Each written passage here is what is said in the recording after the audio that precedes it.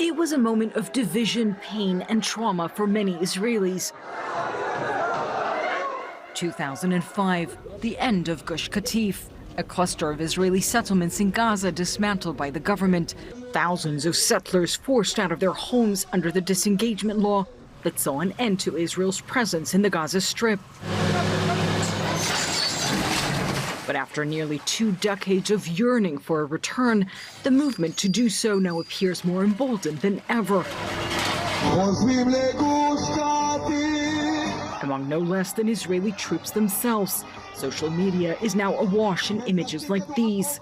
One of Israel's most popular musicians, to the cheers of troops, sings about that return.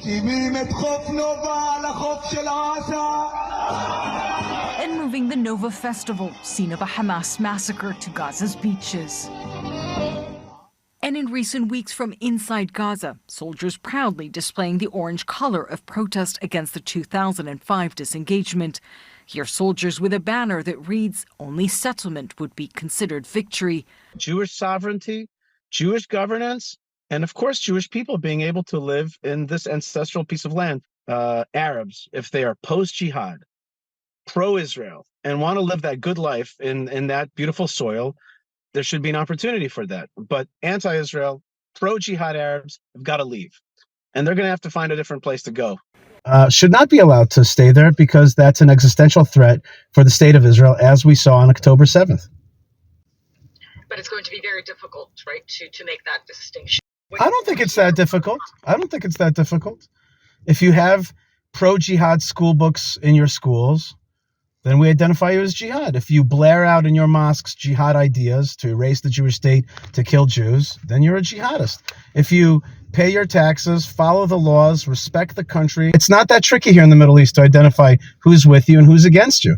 And I think that decent, and there are many, maybe millions of pro-Israel Arabs that want to live a decent life in one of the better countries of this region. From the front lines, a message to the Prime Minister. We are occupying, deporting, and settling. Do you hear that, Bibi? Occupying, deporting, and settling. Bibi, Prime Minister Benjamin Netanyahu, has yet to unveil his government's plans for post-war Gaza. On the eve of last week's court hearing in The Hague, with Israel facing South Africa's accusations of genocide, he released this English-language statement. Israel has no intention of permanently occupying Gaza or displacing its civilian population. But those calls for expelling Gazans and reviving settlements are coming from powerful far-right members of his coalition. We will not be able to rule there without re-establishing a settlement. The majority of them want to emigrate. They just need to be allowed to do it.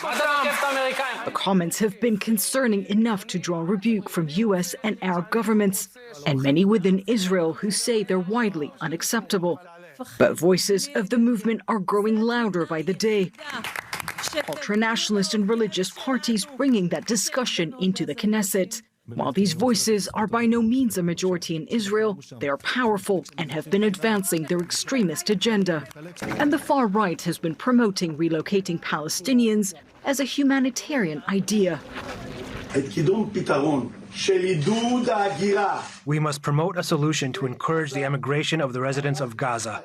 This is a correct, just, moral, and humane solution. This entire scenario that I'm talking about will be seen as ethnic cleansing. And ethnic cleansing is always on the verge of genocide. A view rejected by the likes of Hebron settler leader and return to Gush Katif activist Yishai Fleisher. Jewish people have lived in Gaza for thousands of years. Israel used to control the Strip in order to stop terrorism from taking over that piece of land. We think that Israel should govern that piece of land again. It is a time of opportunity to change more people's minds here in Israel and to bring more unity and brotherhood in our peoplehood. Do you feel that this vision, what you believe in, what should happen, has become more of a possibility, more realistic right now, post October 7th? I'd love to think so, yes. But Israel isn't very much in conversation right now. There's definitely a think out happening. People are like waking up to they're trying to open their minds.